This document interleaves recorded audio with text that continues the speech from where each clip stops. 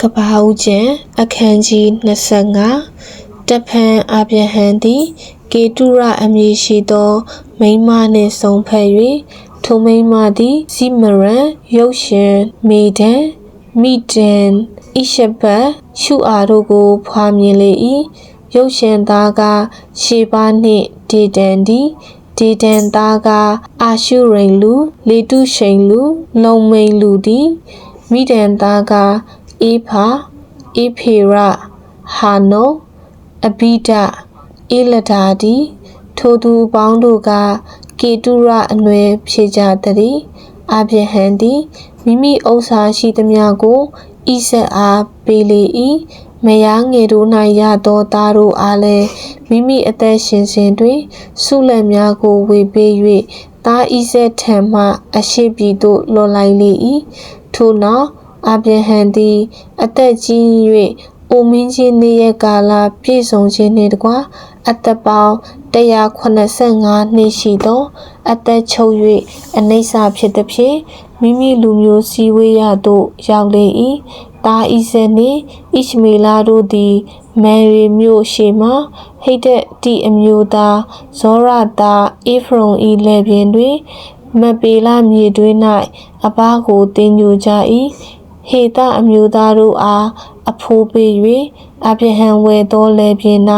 အဗျဟန်နှင့်မယားစာယာတို့ကိုတင်ကြကြသည်အဗျဟန်တည်သောနောက်သားဣဇက်ကိုထာဝရဘုရားကောင်းချီးပေးတော်မူ၏ဣဇက်သည်ဗေရလဟေယောမြို့မှနေသည်စာရာဤကျွန်မှအေဂုတ်တုအမျိုးသားဟာဂရဖွားမြင်သောအဗျဟန်သားဣရှမေလဤသားစဉ်မြေးဆက်တည်ဟုသောမိမိမျိုးနွယ်လိုက်ဣရှမေလသားများအမည်ဟုမူကားသားအကြီးနာဘာယုထို့နောက်ခေဒါအာဒဗေလာမိပတန်မိရှမဒုမာမာဆဟာဒက်တေမရေတုရာနာဖိရှကေဓမာရီဟုသောဣရှမေလသားသည်ထိုတို့အမည်ရှိသောသူတို့သည်မိမိတို့မြို့မိမိရဲ့တိုက်အလိုက်အမျိုးမျိုးသောမင်း12ပါးဖြစ်သည်ဣရှမေလသည်အသက်138နှစ်ရှိသော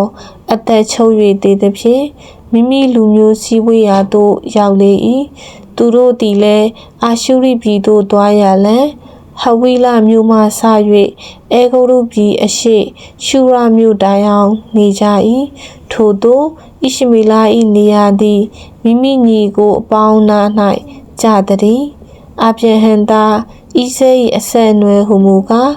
အဗျဟန်သားကဣဇက်သည်အသက်40ရှိသောအခါပါဒနာယံအရက်သူ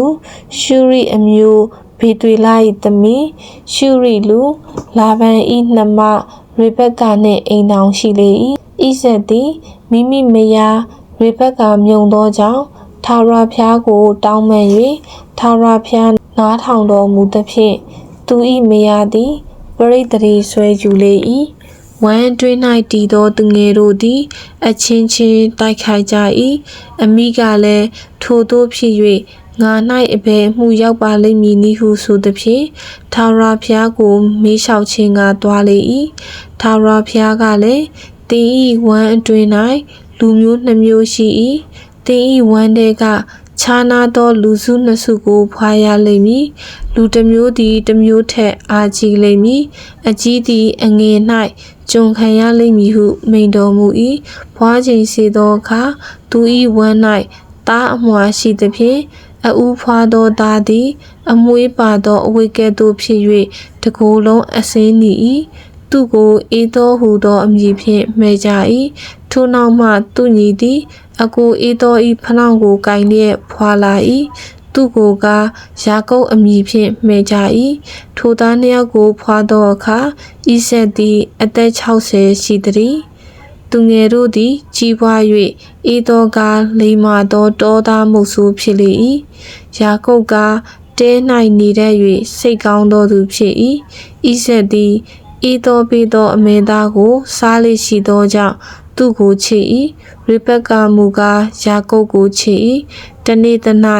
ယာကုပ်သည်စားစရာကိုချက်ပြုတ်စဉ်တွင်ဤသောသည်တောမှလာ၍မောပန်းသောကြောင့်ယာကုပ်အားထိုနီသောစားစရာနှင့်ငါကိုကြွေပါလော့ငါမောပါသည်ဟုဆိုလေ၏ထိုကြောင့်သူ၏နာမည်ကိုအေဒုံဟုတွင်သည်ယာကုပ်ကလည်းယနေ့ပင်တင်ဤသားဦးအရာကိုငါအားရောင်းပါဟုဆိုလျင်အေသောကငါတေလူပြီးသားဦးရာအားဖြင့်အဘယ်အကျိုးရှိပါလိမ့်မည်နည်းဟုဆို၏ယာကုပ်ကလည်းယနေ့ပင်ငါအားကျိန်ဆိုခြင်းကိုပြုပါဟုဆိုသောသူသည်ကျိန်ဆိုသဖြင့်ယာကုပ်အားမိမိသားဦးအရာကိုရောင်းလေ၏ထိုအခါယာကုပ်သည်မုန့်နှင့်ပဲဟင်းကိုအေသောအားပေးသဖြင့်သူသည်စားတောက်ပြီးမှထား၍သွားလေသည်ထို့သို့အေသောသည်မိမိနှင့်ဆိုင်သောသားဦးအရာကိုမထီမဲ့မြင်ပြုသည်